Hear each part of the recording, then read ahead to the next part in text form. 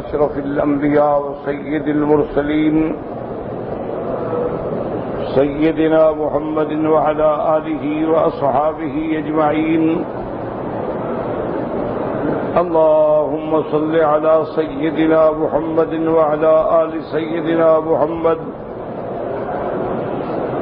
كما صليت على إبراهيم وعلى آل إبراهيم في العالمين إنك حميد مجيد. أعوذ بالله من الشيطان الرجيم. بسم الله الرحمن الرحيم. يا أيها الذين آمنوا إذا نكحتم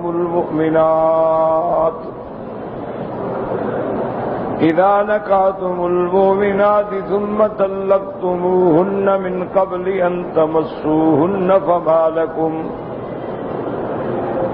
فما لكم عليهن من عدة تعتدونها فمتعوهن وسرحوهن سراحا جميلا. قال المؤلف والمفسر رحمه الله تعالى: أدام النفع بعلومه وعلومكم في الدارين آمين، إلى أن قال: هذه الآية الكريمة فيها أحكام كثيرة، منها إطلاق النكاح على العقد وحده، وليس في القرآن آية أصرح في ذلك منها. وقد اختلفوا في النكاح هل هو حقيقة في العقد وحده أو في الوطء أو فيهما على ثلاثة أقوال، واستعمال القرآن إنما هو في العقد الوطء بعده إلا في هذه الآية، فإنه استعمل في العقد وحده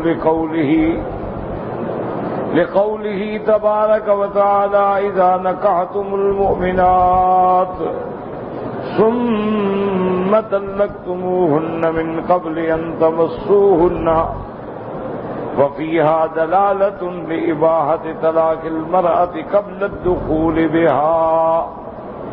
اب مفسر رحمۃ اللہ علیہ فرماتے ہیں کہ اس آیت مبارک میں بہت سارے احکام ہیں.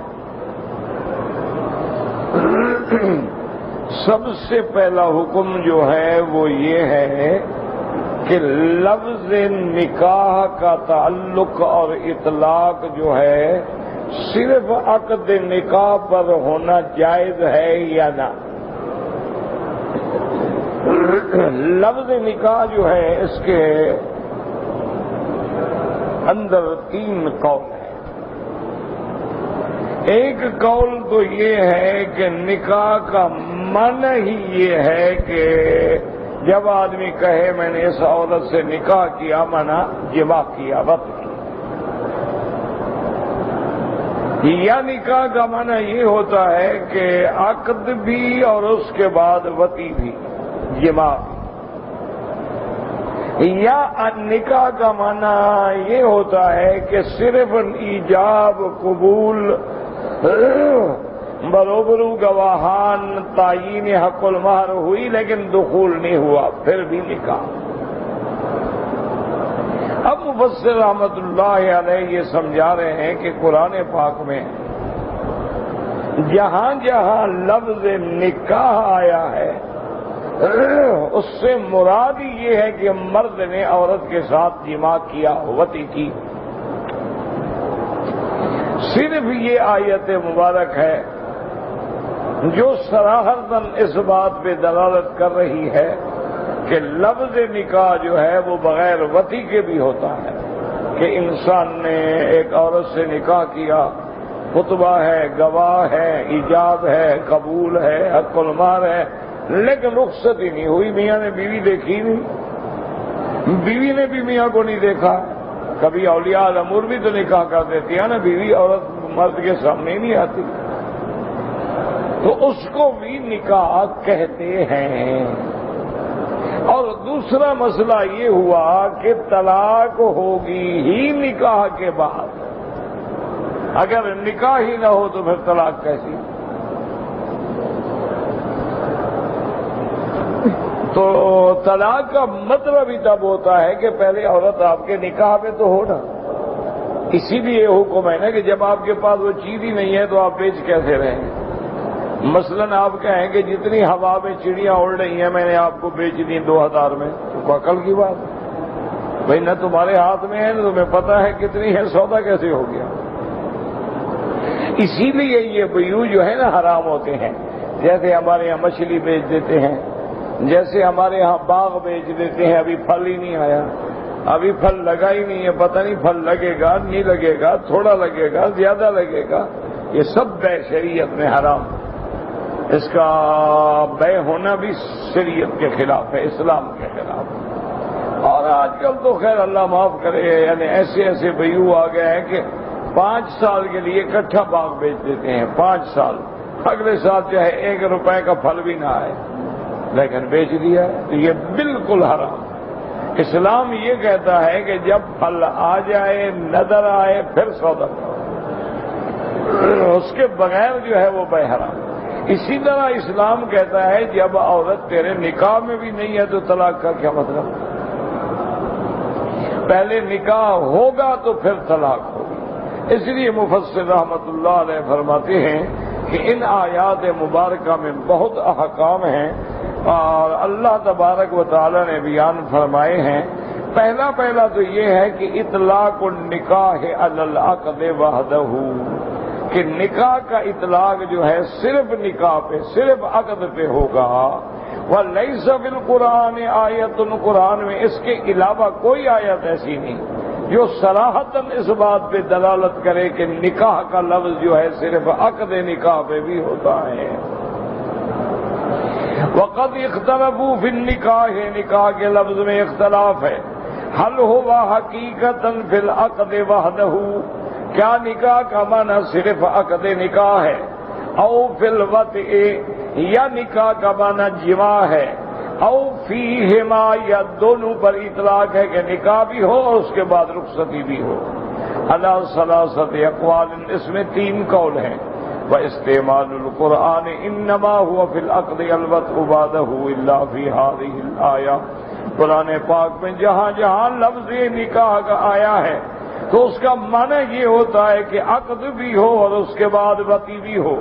فَإِنَّهُ اسْتُعْمِلَ فِي الْعَقْدِ وَحْدَهُ لِقَوْلِهِ تَبَارَكَ وَتَعَالَى، صرف یہ آیت ہے کہ جس میں لفظ نکاح جو ہے اس کا اطلاق صرف عقد پہ ہے۔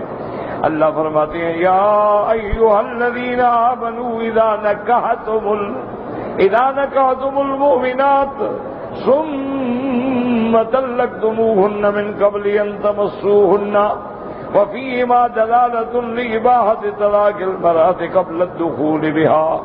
اب مفسر فرماتا ہے یہاں سے ایک اور مسئلہ بھی معلوم ہوا کہ ایک آدمی کا کسی عورت سے نکاح ہو جائے اور دخول نہ ہو، رخصتی نہ ہو، میاں بیوی نہ ملے، پھر بھی وہ طلاق دے سکتا ہے کیونکہ نکاح تو ہو گیا ہے نا۔ اب چاہے وہ نکاح کا طلاق قبل الدخول دے یا طلاق بعد الدخول دے، دونوں میں اس کو اسلام نے حق دیا۔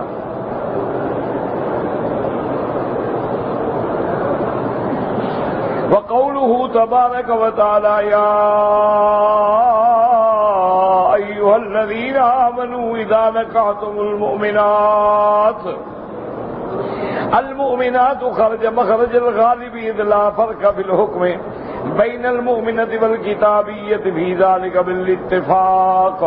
اب مفسر رحمۃ اللہ علیہ فرماتے ہیں کہ لفظ مومنات جو ہے یہ مخرج غالب ہے، ورنہ اگر آپ کسی کتابیہ سے نکاح کریں، کسی یہودیہ سے یا نصرانیہ سے، اس کا بھی یہی حکم ہے، اس کے لیے بھی یہی حکم ہے، کوئی فرق نہیں ہے۔ لیکن مومنات جو ہے خرج مخرج الغالب، عام طور پہ چونکہ انسان جو ہے وہ مومنہ عورتوں سے نکاح کرتا ہے، اور بعض علماء نے فرمایا اس میں اشارہ ہے کہ جب بھی نکاح کرو مومنہ مسلمہ سے کرو، کتابیہ سے تو کوئی مجبوری ہو تو ٹھیک ہے ورنہ نہیں۔ وقد استدل ابن عباس رضی اللہ عنہما وسعید بن المسیب والحسن البصری وعلي بن الحسين زين العابدين وجماعة من السلف رضوان الله عليهم أجمعين بهذه الآية ألا أن الطلاق لا يقع إلا إذا تقدمه نکاح. حضرت ابن عباس، حضرت سعید بن المسیب، حضرت حسن بصری، حضرت علی بن الحسین یعنی زین العابدین اور بہت بڑی جماعت من السلف یہ کہتے ہیں کہ طلاق لا یقع، طلاق واقعی نہیں ہوگی جب اس سے پہلے نکاح نہ ہو، الا اذا تقدمه نکاح، لأن اللہ تبارک و تعالی قال اذا نکحتم المؤمنات ثم طلقتموهن فعقب النکاح بالطلاق، تو طلاق تب ہوگی جب پہلے نکاح ہو. فدل على انه لا يصح ولا يقع قبله، یہ آیت دلالت کر رہی ہے کہ نکاح سے پہلے کوئی طلاق نہیں ہوگی. وهذا مذهب الشافعي واحمد بن حنبل وطائفة كثيرة من السلف والخلف رحمهم الله تعالى عليهم اجمعين. امام شافعی، امام احمد بن حنبل رحمت اللہ علیہم کا بھی یہی مسلک ہے، یہی مذہب ہے، یہی قول ہے کہ جب تک نکاح نہ ہو طلاق نہیں ہوگی. وذهب مالک وابو حنیفہ رحمهم اللہ تعالی الى صحة الطلاق قبل النکاح فيما اذا قال ان تزوجت فلانة فهي طالق فإنهما متى تزوجها طلقت منه، واختلفا فيما اذا قال كل امرأة نتزوجها فهي طالق، وقال مالك لا تطلق حتى يعين المرأة، وقال ابو حنیفہ رحمہ اللہ كل امرأة يتزوجها بعد هذا الكلام تطلق منه. وأما الجمهور فاحتجوا على عدم وقوع الطلاق بهذه الآية. اب مفسر رحمت اللہ علیہ فرماتے ہیں کہ امام مالک، امام ابو حنیفہ رحمت اللہ علیہم فرماتے ہیں کہ نکاح سے پہلے بھی طلاق دے سکتا ہے. کیا معنی؟ وہ اگر یہ کہے ان تزوجت فلانۃ فہی طالق، اگر میں فلانہ سے نکاح کروں تو اس پہ طلاق، تو وہ کہتے ہیں کہ حالانکہ ابھی نکاح تو نہیں ہوا نا، لیکن اس نے اپنی طلاق کو معلق علی نکاح کر دیا ہے تو وہ بھی ہو جاتا ہے. اب فرق یہ ہے کہ بعض علماء فرماتی ہیں اگر ایک بندہ یہ کہتا ہے کہ میں جس بھی عورت سے نکاح کروں اس پہ طلاق، تو امام مالک فرماتی ہیں کہ یہ تو واقع نہیں ہوگا جب تک کہ کسی عورت کو معین نہ کرے. لیکن امام ابو حنیفہ فرماتے ہیں کہ ہو جائے گی، جس سے بھی نکاح کرے گا طلاق ہو جائے گی. اور باقی یہ کہتا ہے مفسر رحمت اللہ علیہ کہ جمہور کہتے ہیں کہ نہیں، جب تک نکاح نہیں ہوگا طلاق نہیں ہوگی. اب مسئلہ سمجھیں.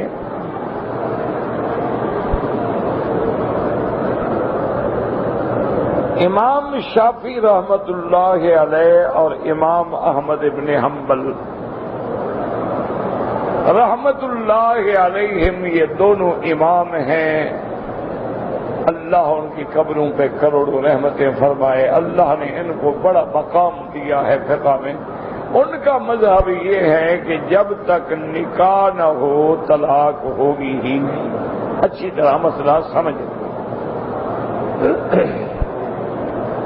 اب دو امام اس طرف ہیں، لیکن ان دونوں سے جو پہلے امام ہیں شان میں بھی بڑے، علم میں بھی بڑے، زمانے میں بھی بڑے، امام مالک رحمت اللہ علیہ اور امام ابو حنیفہ رحمت اللہ علیہم فرماتے ہیں کہ ہاں ایک شرط پہ نکاح سے پہلے بھی طلاق ہو سکتی ہے.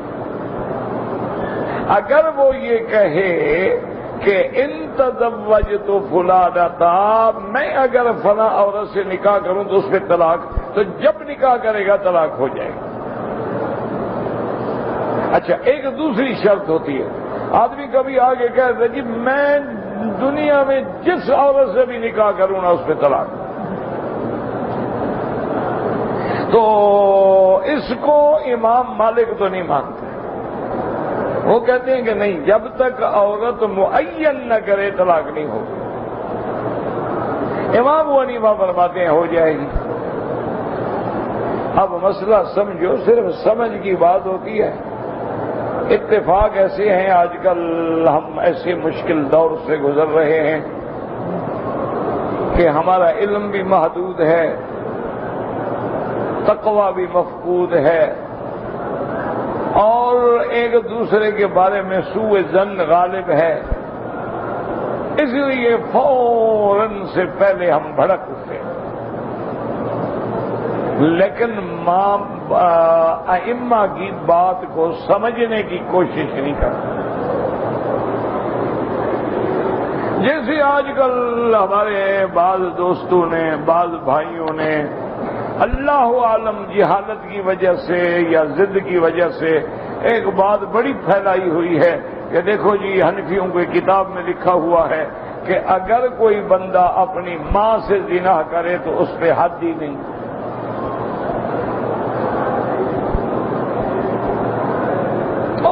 ایسا اچھالتے ہیں، دیکھو جی اتنا ظلم کہ ماں سے زنا کرے حد نہیں، غیر عورت سے زنا کرے تو حد ہے، لیکن ماں سے زنا کرے تو لا حد علیہ، اس پہ حد کوئی نہیں، یعنی کہ کتابوں میں لکھا ہوا۔ اب اللہ رحمت کرے، جب اللہ نے عقل ہی چھین لیا ہو تو بندہ جھگڑا کیا کرے؟ بھائی زنا کی حد کیا ہے کہ اگر دونوں کنوارے ہیں تو 100 کوڑے، یہ ہے حد۔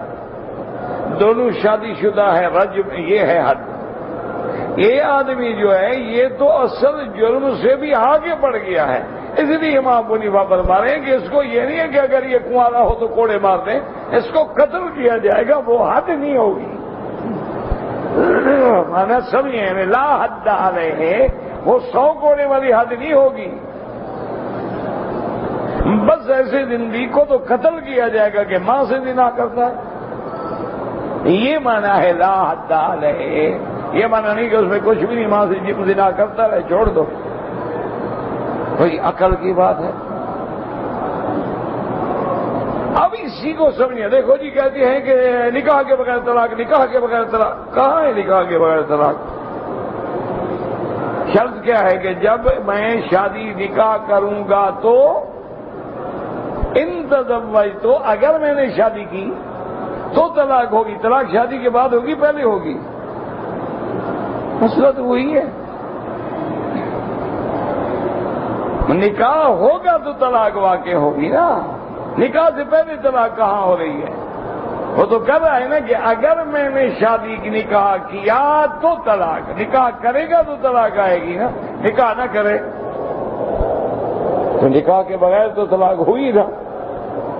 امام ابو حنیفہ رحمۃ اللہ علیہ حلال حرام کے مسئلے میں بہت سخت ہے، کیونکہ حضور نے فرمایا ہے کہ جو بندہ اپنی بکریاں رکھ کے قریب چرائے، خطرہ ہوتا ہے کہ بکری اندر منہ نہ مار لے، اس لیے اس کو کہو کہ دور دور رہے۔ اس لیے حلال حرام کا جہاں مسئلہ ہو، ذرا سا بھی شبہ ہو تو دور ہو جاؤ، ولا تقربوا الزنا انہ کان فاحشۃ وساء سبیلا۔ اس لیے امام صاحب فرماتے ہیں کہ طلاق ہو جائے گی، ٹھیک ہے کہ طلاق واقع ہو گئی، اس کے بعد اس کی بات پوری ہوگی، اب نکاح کرتا رہے، کوئی مسئلہ نہیں۔ لیکن بلا وجہ الزام تراشی کرنا جو ہے وہ درست نہیں ہوتا۔ یاد رکھو کہ ائمہ کے اقوال میں بڑی بڑی حکمتیں ہوتی ہیں اور بڑے اس کے اندر گہرے علوم ہوتے ہیں، اس لیے اگر بات سمجھ نہ آئے تو کسی صاحب البیت کے پاس کتاب لے جائیں کہ جی اس کتاب میں لکھا ہے تو بتائیں اس کا کیا مطلب ہے۔ قال ابن ابي حاتم حدثنا احمد بن منصور المروزي قال حدثنا النضر بن شمير قال حدثنا يونس عن ابن ابي اسحاق قال سمعت آدم مولى خالد عن سعيد بن جبير عن ابن عباس رضي الله تعالى عنهما قال اذا قال كل امرأة نتزوجها فهي طالق قال ليس بشيء من اجر ان اللہ تعالی یقول یا ایها الذین آمنوا اذا نکحتم المؤمنات ثم طلقتموهن۔ ابن ابی حاتم نے یہ روایت بیان فرمائی ہے، حضرت ابن عباس رضی اللہ تعالیٰ عنہما فرماتے ہیں کہ اگر کوئی بندہ یہ کہے کل امرات اتزوجها، جو بھی عورت میں نکاح کروں گا وہ طلاق ہوگی، فرماتی ہیں یہ بات کچھ بھی نہیں ہے، چونکہ جب تک نکاح نہ ہو اس وقت تک طلاق ہوتی نہیں۔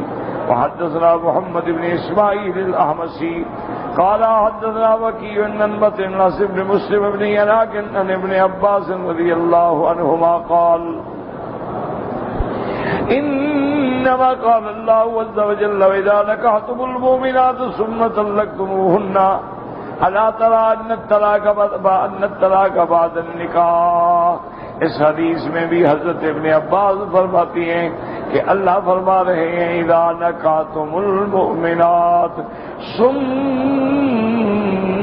طلقتموهن، اگر تم اب مومنہ عورت سے نکاح کرو، ثم طلقتموهن پھر ان کو طلاق دو، الا ترى کیا تم غور نہیں کر رہے کہ اس میں طلاق جو ہے وہ نکاح کے بعد ہے۔ وهكذا روى محمد بن اسحاق عن داود بن الحسين عن عكرمة بن عباس رضي الله عنهما قال الله تعالى اذا نكحتم المؤمنات ثم طلقتموهن فلا طلاق قبل النكاح، وقد ورد الحديث بذلك عن عمرو بن شعيب عن النبي عن جده قال قال رسول الله صلى الله عليه وسلم لا طلاق لابن آدم فيما لا يملك۔ اس حدیث مبارک میں آتا ہے کہ میرے آقا رحمت دو عالم سیدنا محمد مصطفیٰ صلی اللہ علیہ وسلم نے ارشاد فرمایا کہ ابن آدم کو اس عورت کے طلاق دینے کا حق نہیں ہے جو اس کی بیوی نہ بنے، نکاح میں نہ آئے۔ رواه احمد وابو داود والترمذي وابن ماجه وقال الترمذي هذا حديث حسن وهو احسن شيء روي في هذا الباب۔ وهكذا روى ابن ماجه عن علي والمسور المخرمي رضي الله عنهما عن رسول الله صلی اللہ علیہ وسلم انه قال لا طلاق قبل النکاح، نکاح سے پہلے طلاق نہیں ہوگی۔ یاد رکھو کوئی بھی نہیں کہتا کہ نکاح سے پہلے طلاق ہوگی۔ اب اسی قرآن کے حرف پہ غور کریں، یا ایھا الذین آمنوا اذا نکحتم، اذا جو ہے یہاں اگر اذا ہے تو وہاں ان ہے کہ ان تزوجت فلانتا، اگر میں فلاں عورت سے نکاح کروں تو طلاق نکاح کے بعد طلاق آئے گی، پہلے کہاں آ رہی ہے؟ سب کے نزدیک نکاح کے بعد ہے۔ وقوله عز وجل فما لكم من عدة تعتدونها، اگر تم نے کسی عورت سے نکاح کیا ہے لیکن رخصتی نہیں ہوئی، خلوت صحیحہ نہیں ہوئی، جماع نہیں ہوا، تم نے طلاق دے دی تو اب اس پہ کوئی عدت نہیں۔ کیوں عدت اس لیے گزاری جاتی ہے تاکہ واضح ہو جائے کہ عورت کے پیٹ میں بچہ تو نہیں، واضح ہو جائے کہ حمل تو نہیں، اور اس کے بعد عدت کا میعاد اس لیے بھی ہوتا ہے کہ اگر خاوند چاہے تو رجوع کر لے، خاوند چاہے تو سلو کر لے، یہ تو ابھی ملے ہی نہیں اور پہلے طلاق ہو رہی ہے، اس لیے یہاں کسی عدت گزارنے کی کوئی ضرورت نہیں، طلاق کے بعد فوراً عورت دوسری شادی کر سکتی ہے۔ فما لكم عليهن من عدة تعتدونها هذا امر مجمع علیہ بین العلماء، یہ تمام ائمہ کے نزدیک متفق علیہ مسئلہ ہے کہ ان المرأة اذا طلقت، اگر ایک عورت کو طلاق ہو جائے قبل الدخول بها لا عدت علیہا، اگر اس کے ساتھ خامد نے دخول نہیں کیا ہے، خلوت صحیحہ نہیں ہوئی ہے، کوئی عدت نہیں۔ فتذهب فتتزوج في فورها من شاءت، تو اس طلاق کے بعد وہ عورت جہاں چاہے فوراً شادی کر سکتی ہے۔ ولا يسلم من هذا الا المتوفي عنها زوجها، لیکن اس سے کوئی مستثنا نہیں۔ ہاں اگر ایک عورت سے نکاح ہوا ہے، اگر نکاح کے بعد دخول نہیں ہوا لیکن خامد مر گیا، اب 4 مہینے 10 دن وہ بیٹھے گی کیونکہ اس کی بیوی ہے۔ فإنها تعتد منه 4 أشهر و10 وإن لم يكن دخلها بالإجماع أيضا، اور یہ مسئلہ بھی متفق علیہ ہے، اس میں کوئی جھگڑا نہیں، یعنی ایک آدمی نے نکاح کیا تو نکاح سے بیوی بن گئی، اچھا اب اس نے دخول نہیں کیا اور رخصتی نہیں ہوئی لیکن پہلے خاوند مر گیا تو اس کا خاوند ہے، اب اس کو 4 مہینے 10 دن جو ہے عدت گزارنی۔ فَمَتِّعُوهُنَّ وَسَرِّحُوهُنَّ سَرَاحًا جَمِيلًا۔ المتعة هنا أعم من أن تكون نصف الصداق المسمى والمتعة الخاصة إن لم يكن قد سمى لها۔ اب اس لفظ فَمَتِّعُوهُنَّ سے اشارہ ہے کہ اگر دخول نہیں ہوا ہے تو آپ نصف مہر ادا کریں گے اور اس پہ عدت بھی نہیں ہوگی، اور متع سے یہ بھی مراد ہے کہ تم نے چونکہ طلاق دی ہے تو اس کو کوئی کپڑا جوڑوں کا بھی دے کے کوئی ہدیہ دے کے روانہ کرو۔ اب اس لیے فرماتے ہیں طلقتموهن من قبل ان تمسوهن وقد فرضتم لهن فریضہ فنصف ما فرضتم۔ اگر تم نے طلاق دی ہے ان عورتوں کو جن کے ساتھ تمہارا دخول نہیں ہوا ہے تو تم نے جو حق المہر مقرر کی تھی اس کی آدھی حق المہر دینی ہوگی۔ وقال عز وجل لا جناح عليكم ان طلقتم النساء ما لم تمسوهن او تفرضوا لهن فريضة ومتعوهن على الموسع قدره وعلى المقتر قدره متاعا بالمعروف حقا على المحسنين۔ یہاں بھی اللہ نے حکم دیا ہے کہ لازم اپنی بیوی کو کچھ دے کے روانہ کرو۔ وفی صحیح البخاری عن سالم بن سعد وابی یزید رضی اللہ عنہما قال ان رسول اللہ صلی اللہ علیہ وسلم تزوج امیمۃ بنت شراحیل ولما دخلت علیہ بصر يده إليها وكأنها كرهت ذلك فأمر أبا سيد أن يجهزها فيكسوها صوبين رازقيين۔ میرے صحیح بخاری میں حدیث موجود ہے، میرے پاک نبی نے رحمت دو عالم نے بی بی امیمہ بنت شراحیل سے نکاح کیا۔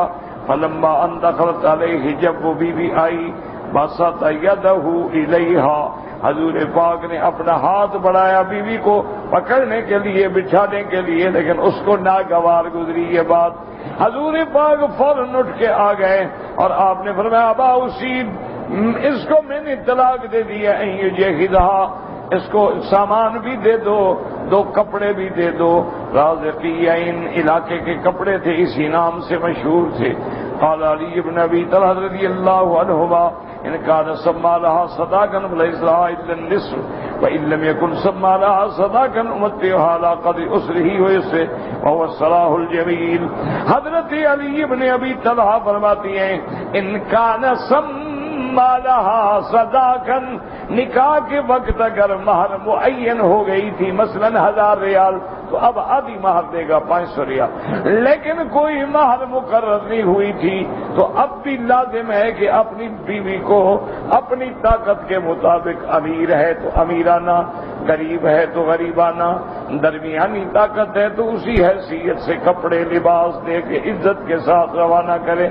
یہ نہیں ہے کہ آدمی نکاح کرے تو لاکھوں کروڑوں خرچ کر ڈالے اور جب چھوڑنے کا وقت آئے تو پھر دشمنی ہو جائے۔ نہیں، آدمی نکاح کرے تو عزت سے، اللہ نہ کرے طلاق کی نوبت آ جائے تو وہ بھی عزت اور احترام سے ہو، تاکہ ہر مسئلہ جو ہے اس کے لیے آدمی کو پریشانی نہ ہو۔ اللہ فرماتے ہیں بسم اللہ الرحمن الرحیم یا ایھا النبی انا احللنا لک ازواجک اللاتی آتیت إنا أحللنا لك أزواجك اللاتي آتيت أجورهن وما ملكت يمينك مما أفاء الله عليك وبنات عمك وبنات عماتك وبنات خالك وبنات خالاتك اللاتي هاجرن معك وامرأة مؤمنة إن وهبت نفسها للنبي إن أراد النبي أن يستنكحها خالصة لك من دون المؤمنين قد علمنا ما فرضنا عليهم في أزواجهم وما ملكت أيمانهم لكي لا يكون عليك حرج وكان الله غفورا رحيما. يقول تعالى مخاطبا نبيه صلى الله عليه وسلم بأنه قد أحل له من النساء أزواجه اللاتي آتاهن مولا ويزجرها هنا. اللہ تبارک و تعالی اس آیت میں خطاب فرماتے ہیں اپنے پیارے نبی حضرت محمد مصطفیٰ صلی اللہ علیہ وسلم کو کہ میرے نبی اللہ نے آپ کے لیے آپ کی بیویاں حلال کر دی ہیں. کیا مانا؟ بیویاں سب کے لیے حلال ہوتی ہیں. قرآن کو سمجھے نا کہ یہاں قرآن خاص خطاب کر رہا ہے حضور کو کہ انا احللنا لک ازواجک اللاتی آتیت اجورہن.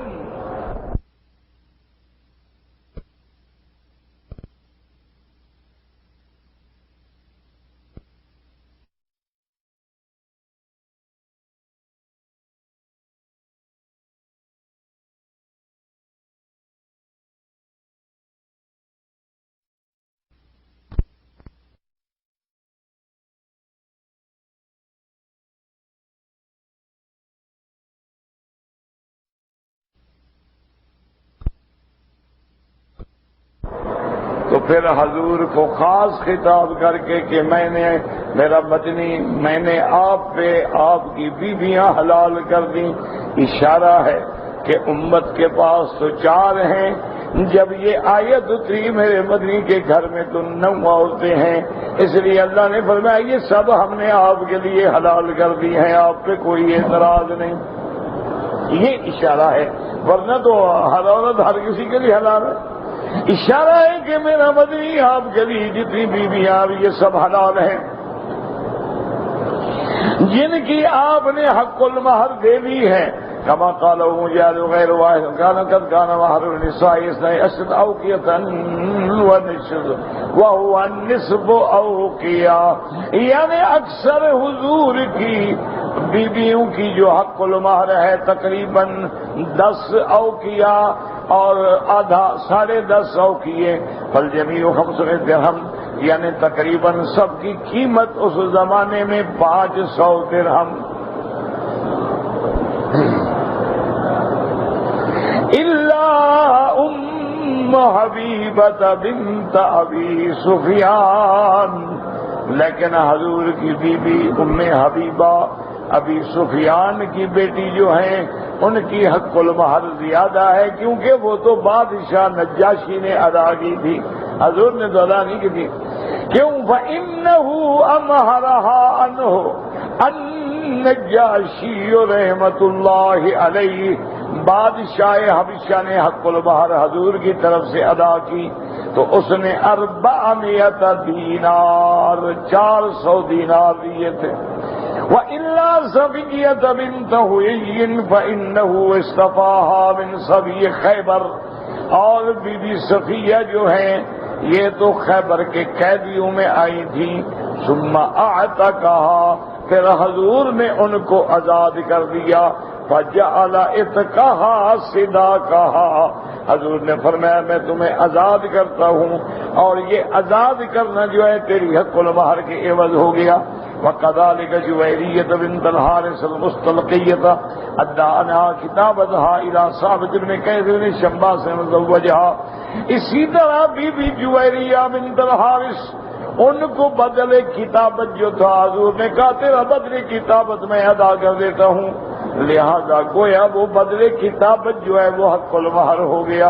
ورنہ عام حضور کی حق المہر جو ہے وہ تقریباً 500 درہم ہے. الا ام حبیبہ وہاں 400 دینار ہے. یہ جو لوگوں نے مشہور کر رکھا ہے نا 25 روپے, یہ تو جاہلوں کی بات ہے, بالکل جھوٹ ہے کہ بی بی فاطمہ کی حق المہر 25 روپے سے.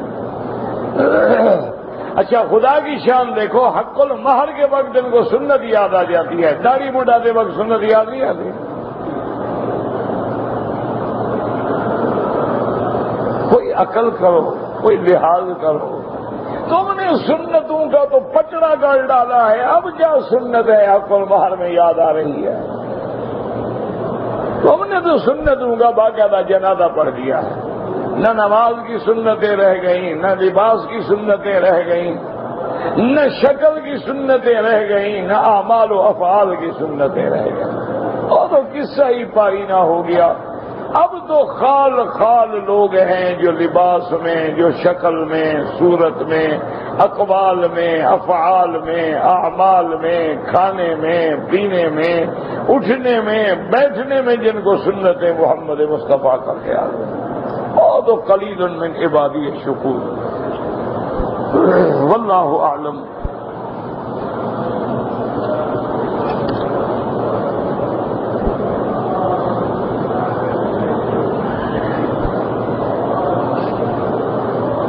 کہتے جی کہ ایک آدمی جو ہے صحت مند ہے، تندرست ہے، اس کی ڈیوٹی جو ہے وہ بڑی سخت ہے، اس کے لیے روزہ رکھنا مشکل ہے، ڈیوٹی چھوڑ دے نہ۔ اللہ کا حکم مقدم ہے کہ نوکری مقدم ہے؟ لعنت بھیجو نوکری پہ۔ اب اور ڈیوٹی سخت آ جائے تو نماز چھوڑ دو۔ یہ کیا بات ہے کہ ڈیوٹی بڑی سخت ہے، بڑی ٹف ہے؟ کیا ٹف ہے؟ ہم نے گرمیوں کے دنوں میں اپنی آنکھوں سے دیہات میں لوگوں کو یعنی سارا دن کام میں ہل چلاتے ہوئے، گندم کاٹتے ہوئے، گندم کے ڈھیر بناتے ہوئے، گندم سے بیلوں کے ذریعے بھوسا صاف کرتے ہوئے، اور روزے کے ساتھ، اور 15 گھنٹے کا 14 گھنٹے کا دن ہے، اور کبھی کھڑے کھڑے بیچارے بے ہوش ہو جاتے، پانی بھگو کے سر پہ ڈالتے، لیکن روزہ نہیں چھوڑا۔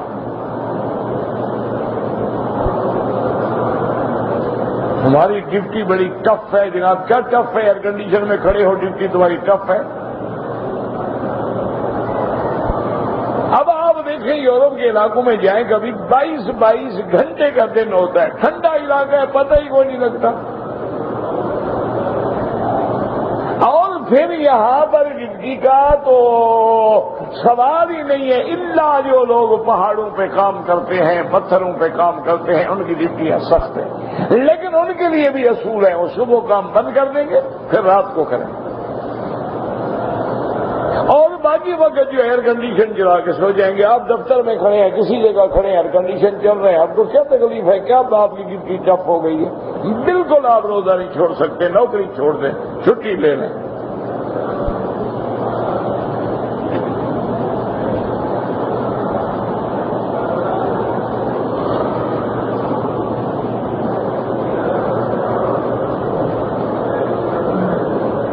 اگر ایک آدمی مدینہ منورہ سے عمرہ کر کے آیا ہے، طواف کر لیا، صفا مروہ دوڑ لیا، اپنا سر نہیں مڈایا تھا، والدہ اور نانی کے بال پہلے کاٹ دیے، کوئی حرج نہیں، بالکل جائز ہے۔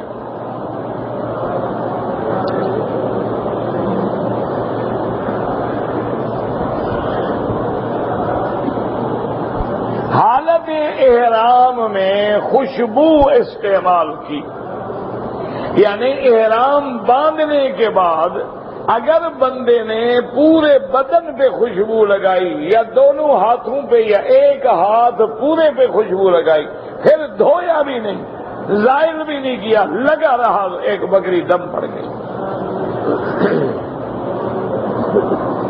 باقی ٹوپی سر پہ رکھ لی، اس کا کچھ نہیں ہوتا۔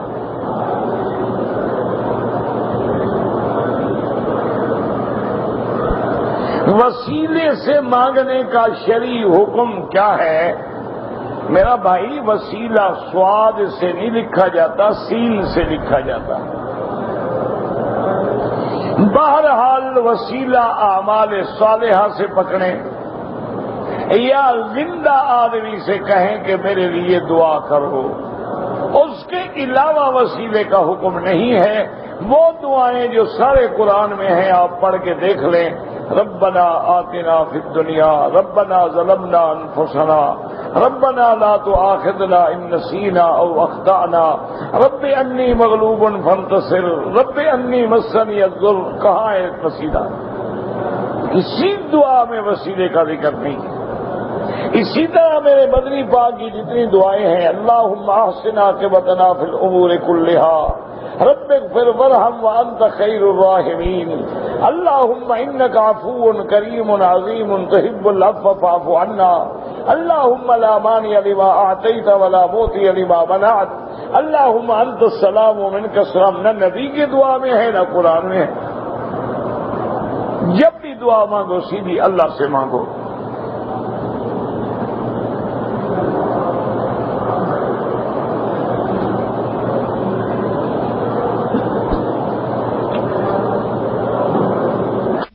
دم واجب ہو جائے، ہم نے پھر دوسرا عمرہ کیا، دوسرا عمرہ الگ ہے، دم اس غلطی پہ ہے جو آپ نے پہلے عمرے میں کی ہے، وہ تو دم رہے گا۔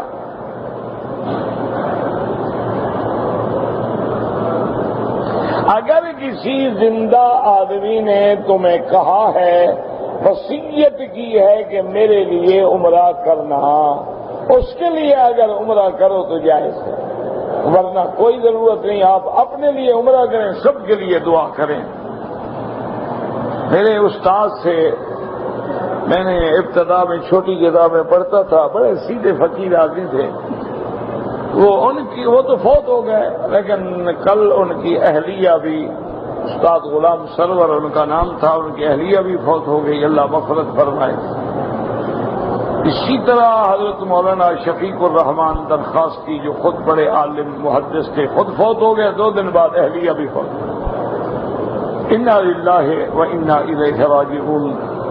اور آج ہی مجھے فون آیا، میرے ایک بڑے عزیز ہیں خواجہ ادریس صاحب، ان کا داماد کو کسی نے اغوا کیا، اللہ مدد فرمائے، اللہ مسلمانوں پہ رحم فرما، یا اللہ تمام عالم اسلام پہ رحم فرما، یا اللہ پاکستان کے مسلمانوں پہ رحم فرما، یا اللہ ہمارے گناہ معاف فرما دے، یا اللہ اپنے عذاب رفع فرما دے، یا اللہ مسلمانوں کے ہاتھوں سے مر رہا ہو، اس سے بڑا عذاب کیا ہو سکتا ہے؟ یا اللہ اپنا غضب رفع فرما، اپنا عذاب رفع فرما، یا اللہ ہمارے گناہ معاف فرما دے۔ ہم جانتے ہیں یہ جو کچھ ہو رہا ہے ہمارے اعمال ہیں، ہمارے گناہ ہیں، ہماری معصیت ہے، ہماری نافرمانی ہے۔ تیرے نبی پاک نے 1400 سال پہلے فرما دیا تھا کہ جب امتوں میں زنا بڑھ جائے گا تو اللہ قتل کا عذاب مسلط کرے گا۔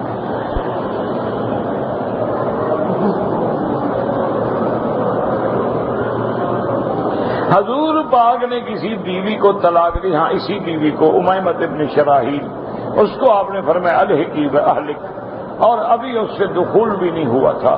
اس کے علاوہ میرے پاک نبی نے کسی بیوی کو طلاق نہیں دی۔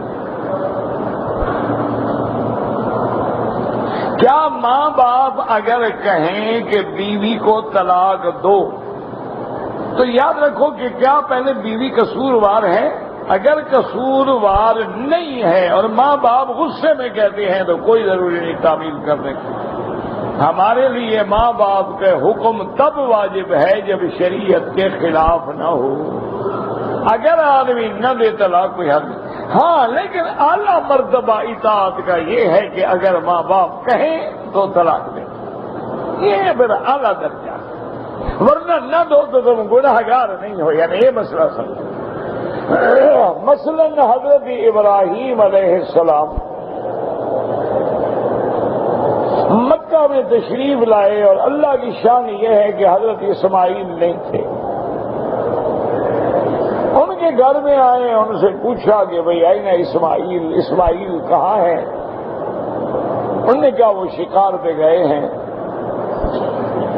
ان کو نہیں پتا ہے کہ میں کون ہوں، کہ میں ابراہیم ہوں، اسماعیل میرا بیٹا ہے تو میری بہو ہو۔ اور فرمایا کہ کیف حالکم، تم لوگوں کا حال کیسا ہے؟ انہوں نے کہا ہم بڑے تنگ ہیں۔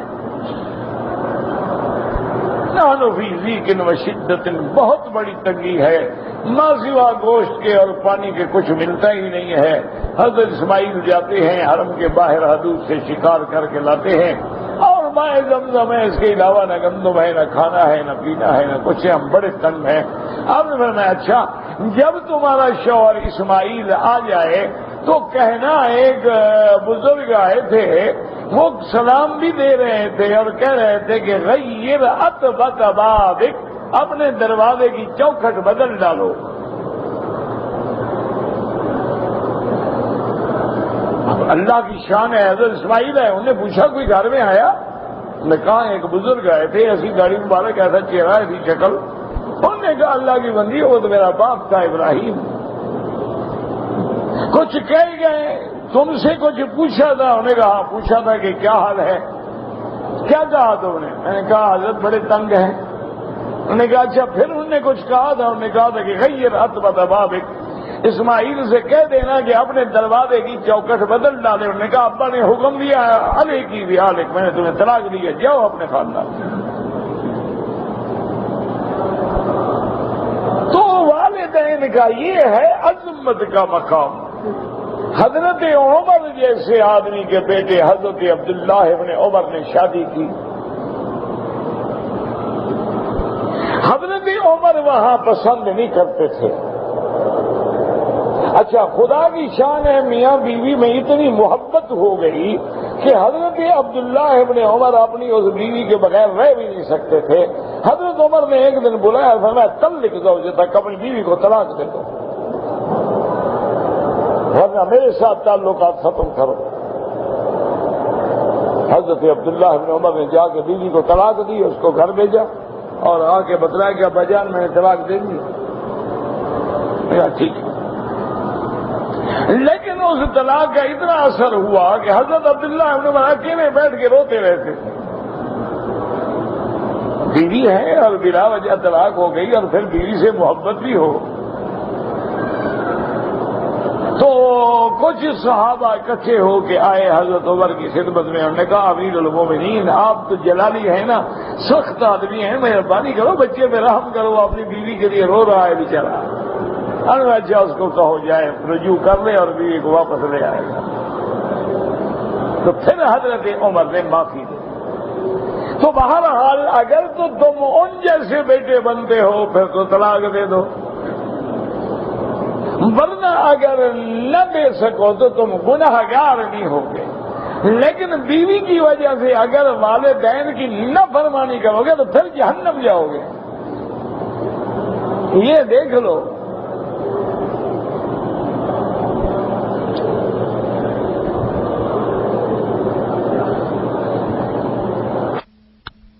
داڑھی مبارک جو ہے ائمہ اربعہ کے نزدیک ایک مشت ہونا ضروری ہے، اس سے کم جو ہے وہ خلاف سنت ہے۔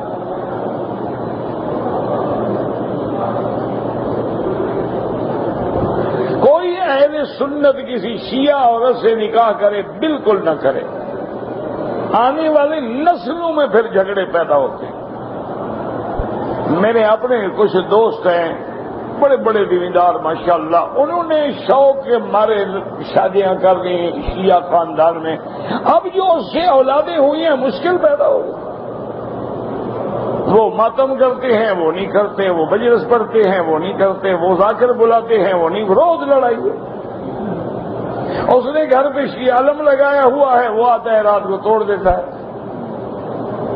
حتیٰ کہ 13 دن دونوں خاندانوں میں گولیاں چلتی رہیں اور دونوں طرف سے سینکڑوں آدمی زخمی ہوئے، کیونکہ دونوں بڑے خاندان کے لوگ ہیں، دونوں نواب ہیں۔ عورتیں جو ہیں وہ بھی بڑے خاندان سے ہیں اور مرد جو ہیں وہ بھی بڑے خاندان سے ہیں، تو اس لیے آدمی نہ کرے وہ زیادہ بہتر۔ ہم باندھنے کے بعد کون سی نماز میں کندھا کھولیں؟ کسی نماز میں کندھا نہ کھولیں ورنہ نماز مکروہ ہو جائے گی۔ کندھا صرف طواف کے پہلے 3 چکروں میں کھولنا ہے۔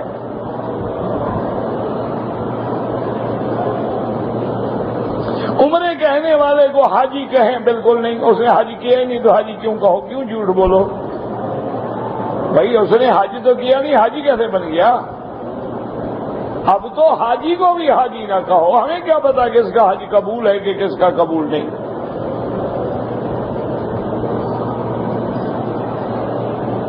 مجید کی جو موجودہ ترتیب ہے یہ حضور کے زمانے میں ہوئی یا خلفائے حضور کے زمانے میں حضور نے حکم دیا کہ فلاں آیت فلاں صورت میں، فلاں آیت فلاں صورت میں، فلاں صورت کے بعد فلاں صورت، یہ ساری حضور کا حکم ہے، اللہ کا حکم ہے۔ حرم شریف میں بھیک مانگنا جائز ہے، باہر کہاں جائز ہے کہ حرم میں جائز ہوگا؟ باہر بھی حرام، حرم کے اندر بھی حرام۔ بھیک مانگنا تو بالکل حرام ہے۔ تسبیح نماز جو ہے ضعیف روایت سے ثابت ہے۔ ہوٹل میں کام کرتا ہوں، وہ مجھے داڑھی منڈوانے پہ مجبور کرتے ہیں۔ اگر ہوٹل مکے مدینے میں ہے نا تو جا کے حیت الامر کو اطلاع دے دو، دیکھو ہوٹل والا ٹھیک ہوتا ہے کہ نہیں ہوتا۔ اور کسی دوسرے ملک میں ہے تو نوکری چھوڑ دو۔ جو چیز محمد مدنی کی شکل بدلنے پہ مجبور کرے ایسی نوکری پہ لعنت بھیج۔ اللہ کے خزانے میں کمی ہے، دوسری جگہ تمہیں روزی نہیں دے سکتے۔ اگر یہاں کوئی ہے نا اطلاع دینے کی ضرورت ہے، انشاءاللہ شام کو ہوٹل والے تمہارے پاس آگے ہاتھ بھی باندھیں گے، جی داڑھی رکھو یار، مہربانی کرو، داڑھی کیوں چھوٹی ہوئی تمہاری؟ سیدھا جو کر دیں گے، یہاں تو اسلام ہے نا۔ ایک سجدہ دے کر سلام پھیر دیا، کیا مطلب؟ مجھے سمجھ نہیں آیا۔ بس میں نے ایک سجدہ اگر نہیں کیا نماز نہیں ہوگی، یا تو سجدہ صاحب کرتا نہیں کیا ہے تو بالکل نماز نہیں ہوگی، دوبارہ لوٹاؤ۔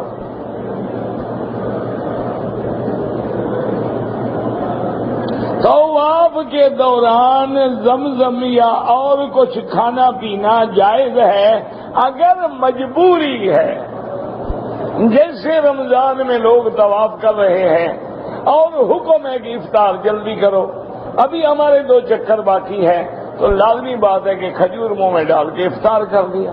یہ نہیں ہے کہ تم باہر سے ماشاءاللہ پیزے خرید کر کے اور برگر لے کے آؤ اور طواف کرتے ہوئے کھاؤ، یہ تو کوئی مسئلہ نہیں۔ وہ ہے مجبوراً کہ افطار کرنا ہے، آگے لوگ زمزم لے کے کھڑے ہوتے ہیں، لے لیا پی لیا۔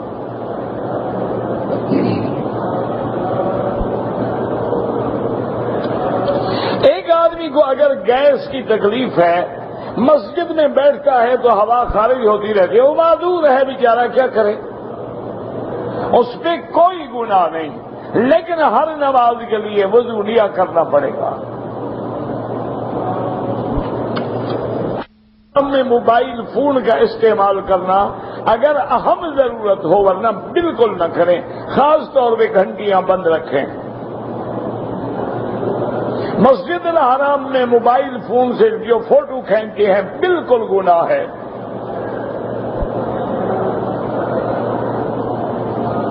حجر اسود کو بوسہ دینے کے لیے جو طوفان بدتمیزی ہوتا ہے، کون کرتا ہے بدتمیزی؟ جن آتے ہیں یا تم ہوتے ہو؟ تو ایک دوسرے کو سمجھاؤ، بدتمیزی نہ کرو۔ حکومت کیا کرے؟ ڈنڈے مارے، پھر بھی کہو گے وہاں بھی ہے مارتے ہیں۔ چمڑ نہیں دیندے جی، آگے نبی بھی جاری نہیں چمڑ دیندے اور اتنے بھی نہیں چمڑ دیندے۔ تم خود تمیز سیکھو، لوگ کون تمیز سکھائے تمہیں؟ وہی لائن بناؤ، خود بناؤ، ایک دوسرے کو سمجھاؤ کہ بھائی بالکل زیادتی نہ کرو، بالکل معاملہ ٹھیک ہو جائے گا۔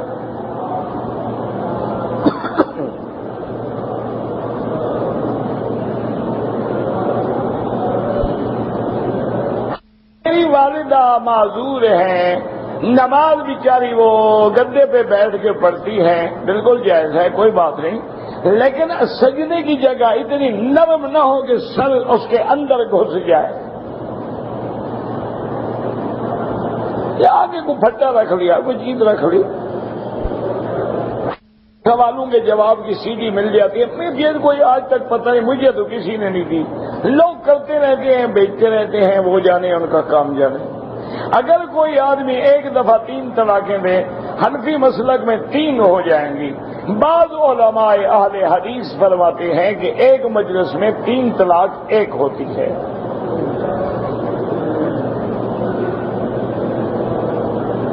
نماز میں رکوع سے اٹھنے کے بعد ہاتھ باندھنا میں نے کسی حدیث میں نہیں پڑھا ہے۔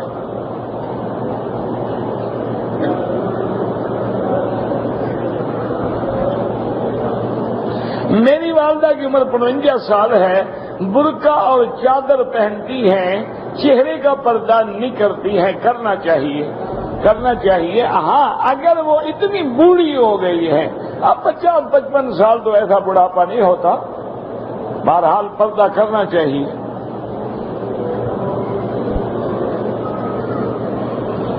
ہمارا کیا عقیدہ ہے کہ اللہ کہاں ہے؟ الرحمن علی العرش استویٰ، جو قرآن کہتا ہے وہی عقیدہ ہے۔ جو مرغی الوطنیہ کے نام سے ملتی ہے وہ حلال ہے۔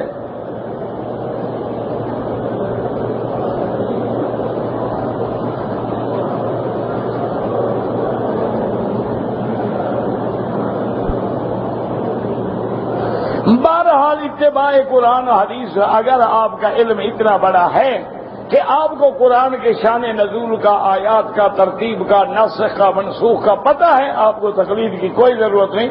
تقلید تو میرے جیسا آدمی کرتا ہے جس کو پتہ نہیں ہے کہ کون سے اسماء و رجال میں کون راوی ضعیف ہے، کون قوی ہے، کون صحیح الحفظ ہے، کون شیعی ہے، کون خارجی ہے، کون قدری ہے، کون معتزلی ہے۔ جب اتنا علم نہیں ہے، اتنا آپ کو ہے تو آپ کو کیا ضرورت ہے تقلید کی؟ آپ تو ماشاءاللہ پھر خود امام ہیں۔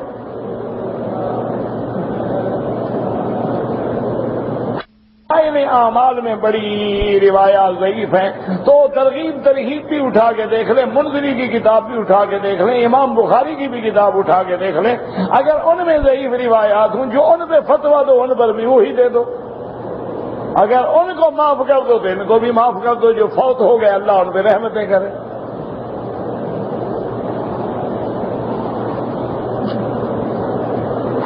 کے پیچھے کوئی صف نہیں ہوتی، غلط کہتے ہیں، امام صاحب کعبے کے پاس ہوتے ہیں، پیچھے صفیں ہوتی ہیں، بعد میں صفیں دور ہوتی ہیں، لیکن ان کو بھی اگلی صفیں نظر آ رہی ہیں، نماز ٹھیک ہو جاتی ہے۔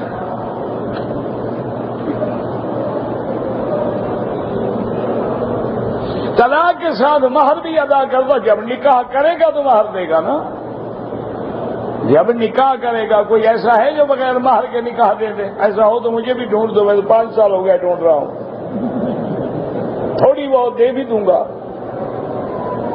ہاں زیادہ پیسے تو نہیں دے سکتا، میں ملنگ کلندر آدمی ہوں، کبھی لاکھ نہیں کبھی کاکھ نہیں۔ ہم تو فقیر لوگ ہوتے ہیں نا، کبھی لاکھوں جیب میں ہوتے ہیں، کبھی زمزم والے کو دینے کے لیے ریال بھی نہیں ہوتا۔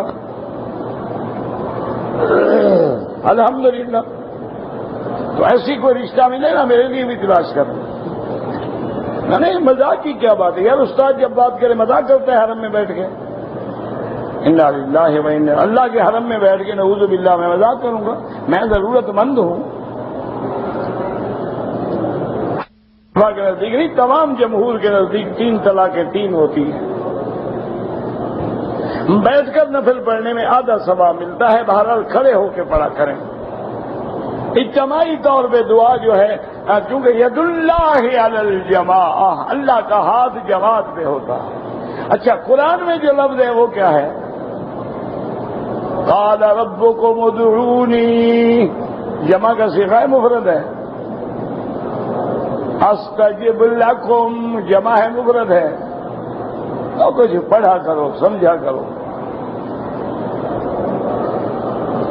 اعتراض کرنے پر نماز 2 رکعت پڑھ کے دعا استخارہ پڑھو 3 دفعہ، یاد نہ ہو کتاب لے لو۔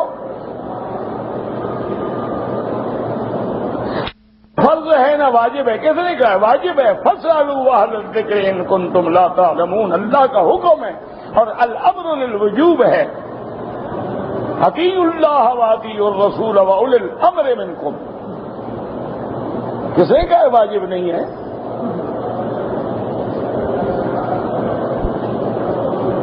امام ابو حنیفہ سے پہلے کوئی مسلک نہیں تھا، تجھ سے پہلے بھی تو کوئی اعتراض کرنے والا نہیں تھا۔ امام ابو حنیفہ سے پہلے صحابہ تھے، کون کہتے ہیں کہ مسلک نہیں تھا؟ اس وقت صحابہ کا فتویٰ چلتا تھا، بعد میں ائمہ کا چلتا تھا۔